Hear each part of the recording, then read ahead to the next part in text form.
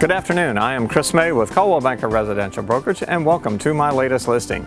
This is 4942 South Apple Valley Road here in Jefferson, Georgia. We're about 10 minutes off of I-85 and about 10 to 12 minutes from downtown Commerce, Georgia.